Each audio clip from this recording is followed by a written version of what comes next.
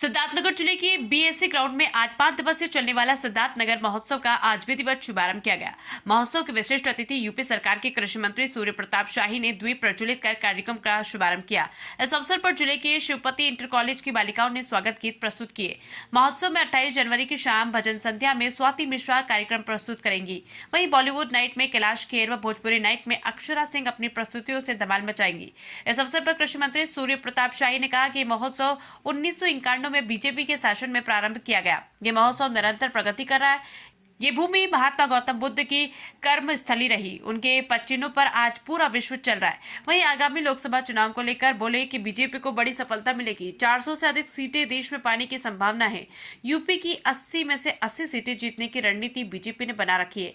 वहीं जब हमने पूछा कि बिहार में इंडिया गठबंधन खंड खंड हो रहा है तो बोले कि कल पश्चिम बंगाल में जो ममता जी ने डिरेल किया है वो इंडिया गठबंधन को, उनको क्या कहेंगे। एक नकारात्मक भाव को लेकर वो इकट्ठा थे। उनको स्वार्थों की पूर्ति नहीं हो रही थी, इसलिए अलग अलग हो रहे हैं। आज 28 जनवरी को सिद्धार्थनगर महोत्सव का एक भव्य कार्यक्रम का आयोजन यहाँ के जिला प्रशासन और जनप्रतिनिधि विशेष रूप से हमारे सांसद आदरणीय जगदम्बिका पाल जी के सहयोग से यहाँ पर आयोजित है।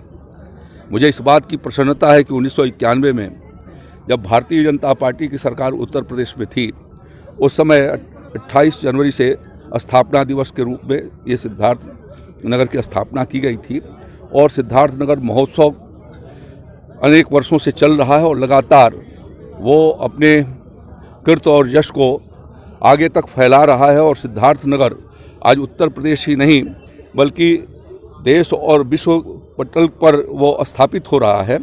यहाँ सौभाग्य यह है कि यहाँ पर भगवान गौतम बुद्ध की जन्मस्थली रही है और इस जन्मस्थली से भगवान बुद्ध ने निकल करके और पूरे दुनिया को सत्य, अहिंसा, प्रेम और दया की जो संदेश दिया, आज पूरी दुनिया अनुसरण भी कर रही है और आवश्यकता भी आज के युग के लिए है कि वो उसका अनुसरण करे। और भारत उनके पदचिन्हों पर निरंतर चल रहा है और अपनी जो विदेश नीति है या स्वदेश की नीति है वो सारी नीतियाँ भगवान गौतम बुद्ध के आधार पर उनके जो प्रवचन रहे हैं, जो उनका ज्ञान रहा है उसके आधार पर संचालित करके और दुनिया में यह यश फैल रहा है। चुनाव नजदीक है, क्या उम्मीदें हैं इस बार? चुनाव में बहुत बड़ी सफलता भारतीय जनता पार्टी को मिलेगी और 400 से ज़्यादा सीटें देश में पाने की संभावनाएं हैं।